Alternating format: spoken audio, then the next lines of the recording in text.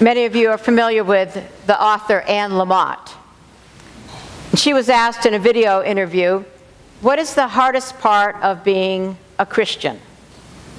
And she said, I am one of those Christians who just has an awful time with forgiveness. And then in her inimitable way, she kind of laughed and said, which is like 80% of the point of Christianity. We are here in a forgiveness school, and we learn to forgive as we are forgiven. It's just not my strong suit.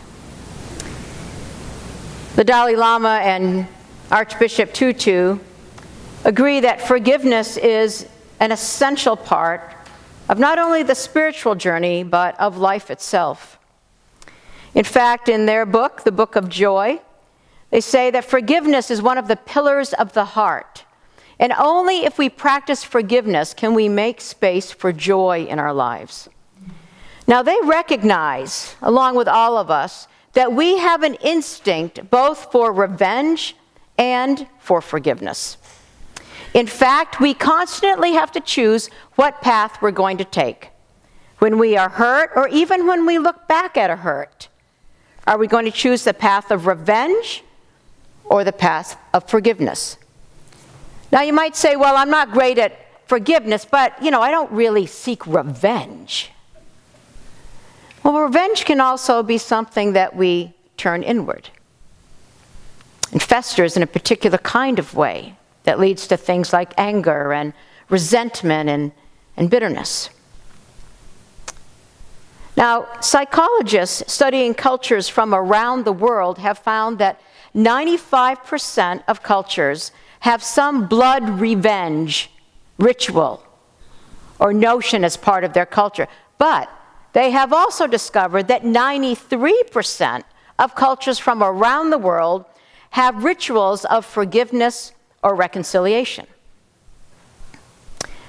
Primatologist Frans de Waal has discovered that there's peacemaking activities common in the animal kingdom. In fact, he says that chimps will kiss and make up after they've had a conflict. Now, he said it's not just limited to apes and things closer to the human species, but sheep, goats, hyenas, dolphins, they all have some social peacemaking activities in their species. He said there's only one species that does not show or fails to show behavior after having a conflict. In fact, they have no reconciliation at all. Only one species. Domestic cats.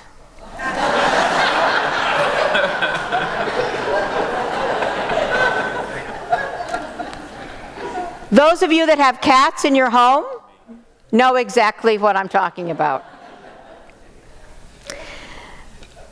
Now, we heard this parable read by James today about a man who was forgiven and then goes out and immediately does not show mercy. More like a cat, wouldn't you say? But there's a spectrum of forgiveness. Think about it for a moment. I could spend the next few minutes in talking about forgiveness, telling you some absolutely mind-boggling and heroic stories about people who have had the capacity to forgive and do that.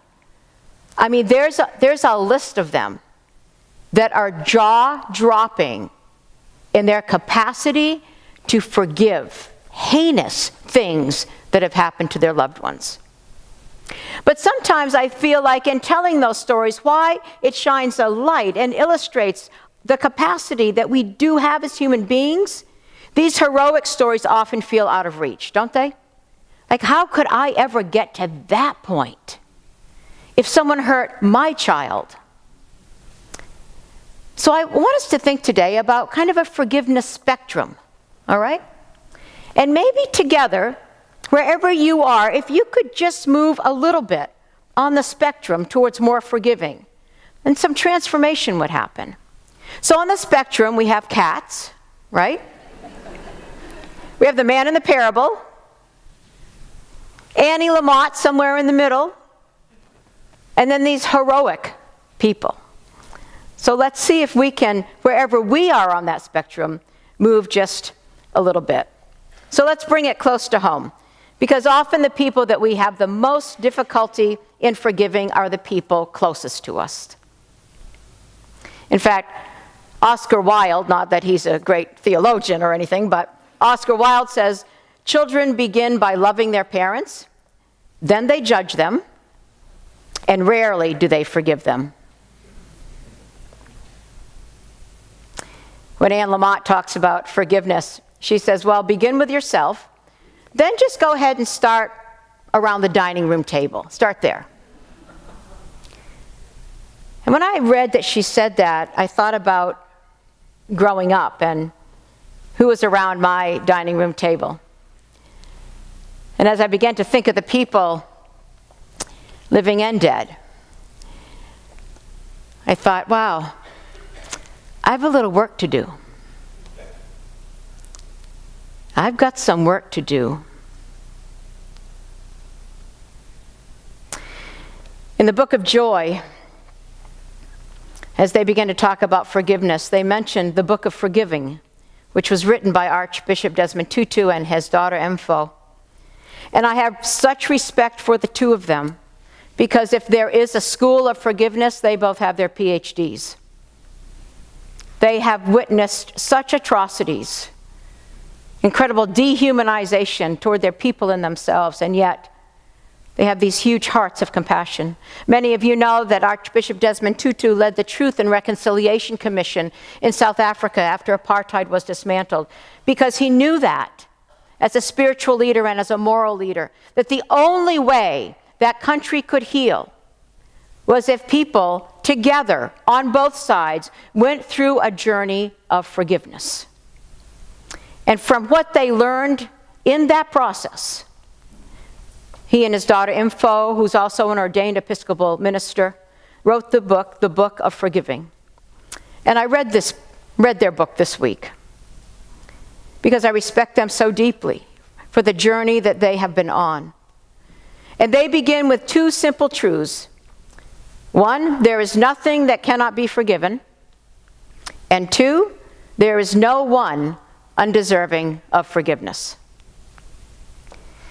Just take a deep breath with that one.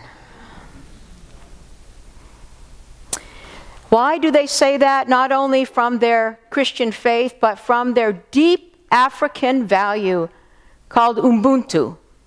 Ubuntu means common humanity. I am only a person because of other people. A person is only a person in relationship to other people. Our humanity is bound up with one another. Now, they would be the first to tell you that forgiveness is not easy. It's a process that you have to revisit again and again. Forgiveness does not mean forgetting. It does not mean that the hurt didn't occur. In fact, just the opposite. It doesn't even mean that the wrong done can be righted sometimes. But without forgiveness, we remain tethered to the person who harmed us. And it diminishes our capacity for joy. In fact, one of the things they invite you to do at the beginning of the book is to pick up a stone and carry it in your non-dominant hand for about 6 hours. You can't let go of that stone no matter what. Then they ask you after half your day has passed to put down the stone and to reflect on what it felt like to carry that stone and hang on to that the whole day. And then they say, think about that, how it affected how you moved, what you did, what you were able to do. And of course, then they draw the parallel. That's what not forgiving is like. Are you with me so far? Now, many of you over the years have heard me preach on forgiveness. In fact, when I look back at my sermon files, it's a regular theme every year. Why? Well, because we all need it, right? But so many times we'll talk about forgiveness, but somebody will say to me, how? I want to forgive, but how? So I'm going to give you today, in a little different way than I usually do a sermon, I'm going to give you the how of forgiveness that the Archbishop and his daughter offer in this book. And so as I take just a few moments to do that, perhaps imagine yourself around your dining room table if you need to. Or imagine yourself thinking about someone that you need to forgive. They can be long gone. Could be a situation or a current situation, a past situation. But I invite you to think about that because perhaps you'll receive some insight, as I did when I took in this wisdom this week. The how, it's a cycle. So the first thing, there's only 4 things. The first thing is telling the story. Hurt, loss is an inevitable part of our lives. Many of us in this room have experienced trauma even. But telling the story of what happened is about getting our dignity back. I want you to think about that. Telling the story of what happened, of what you're hurt about, telling that story is part of getting your dignity back. And dignity comes in social, there's social dignity, emotional dignity, spiritual dignity. Telling the story is the first step. In fact, as I was reading about this, I thought that is why it's so important for people to come out. So many years, especially in the 90s, I would hear story after story of people struggling to come out. Once they told their story, there was liberation on the spot. Because telling the story is the first part. And they invite us to start with the facts. Decide who to tell. You might even want to tell your perpetrator. If not, write him or her a letter. And in telling the story, accept, they say, accept whatever happened cannot be undone. Even in the telling of the story. That's the first thing. The second thing in the cycle is naming the hurt. Naming the hurt. We can't let go of feelings that we don't own. We can't let go of feelings we don't own. If we ignore the pain, it grows bigger. Now, I just want to be really honest that I am very good at not owning the emotions that I really have. Anybody else part of that club? I might get angry, but underneath that anger, there's a lot of other things. And I can't let that go unless I can own what that is. And I think that the Gospels actually say a lot about this. Also, the role of grief in our life. Part of the trouble with forgiving is the grief of what if. What if this never happened? My life could be so different. I would be different. But even owning that grief, pain and hurt is real. In fact, our brains don't even distinguish between physical pain and emotional pain. It's all pain in the brain. In fact, people that struggle with addiction, often at the root of that is the denial of pain.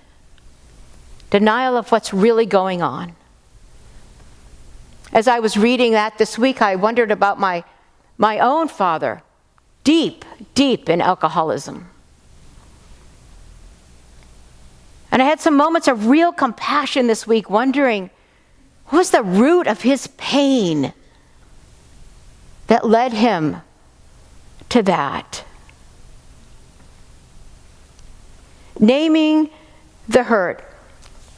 Perhaps some of you read this week about the press conference that Nancy Pelosi gave and how the undocumented youth kind of shut it down. So Jorge and I were at that press conference. It was something else.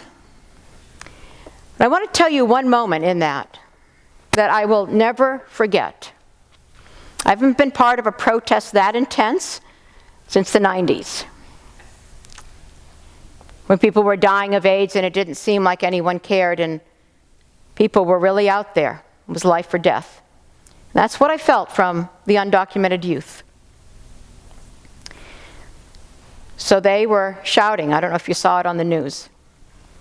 There would be a caller out, and the whole crowd, over 60 of them, would respond back and forth. They went on for a long time. But then they got to the point, talking directly to Nancy Pelosi, Congresswoman. And they were talking about their families being ripped apart. And they kept saying, the leader would say, "Do you know how much it hurts?" And the whole group were saying, "Do you know how much it hurts?" And they chanted this for a full minute. I mean, I couldn't even stop the tears. I don't know about you, Jorge, but what was powerful about it, they finally got to, it wasn't just anger. How much it hurt to live with the threat that their parents could be taken away, or they could be taken away from their parents at any moment. Naming the hurt. And tell the story, name the hurt. The third part of the cycle is then granting forgiveness. It's a process. It's a muscle, forgiveness, that we must exercise regularly. You know what, parents? We do it all the time. We forgive our kids all the time, don't we?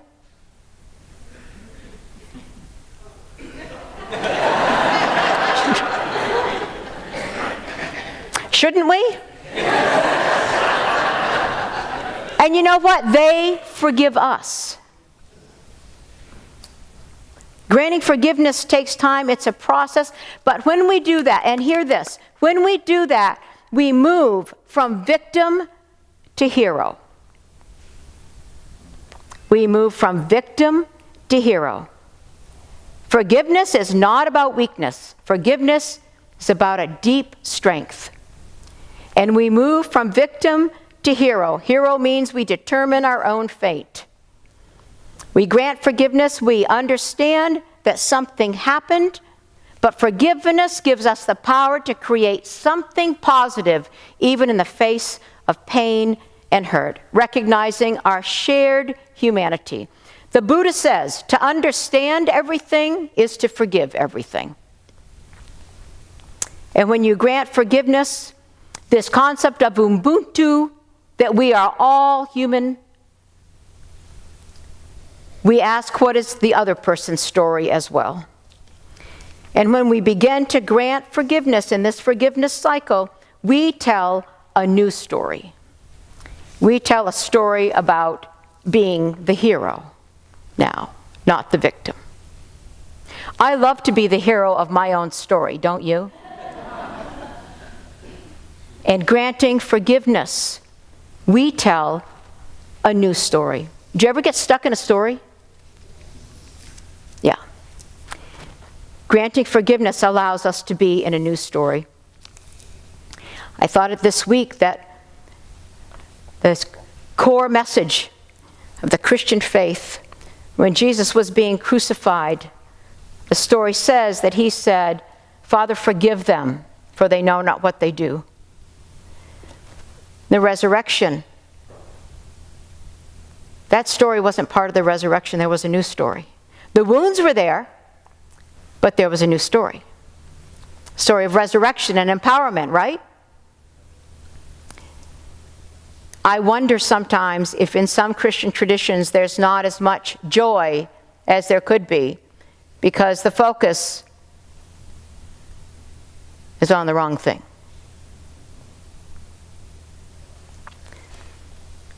We tell the story, we name our hurt, we grant forgiveness, and then, the last thing, we either renew or we release the relationship.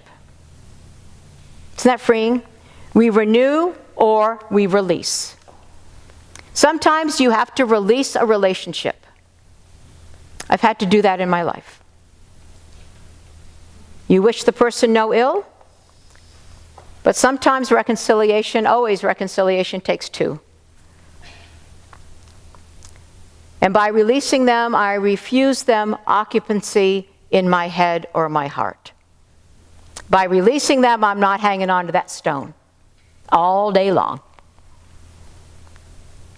I wish them well on their journey. And often, hopefully, the other situation is that there's renewal. You make a new relationship, turn what was hurtful into a blessing, and renew our heart. Ask for what you need. It may be an apology. When your relationship is renewed, it's stronger, but different. Because when we renew a relationship, when we go through the forgiveness cycle, we are freeing ourselves from victimhood and trauma. Our dignity is restored. And in the new story that we tell, we've made some space for joy. So on the spectrum, we can move. We don't need to be a cat. We don't need to be the man in the story. Maybe we can get close to Annie Lamott. May not be our strong suit, but we know that pretty much it's the point. Forgiveness and living a life of open-heartedness. So wherever this has touched you today, because I imagine that whoever you are and wherever you are in your journey, there's not a person in this room who couldn't do with a little more forgiveness in their life. Am I right?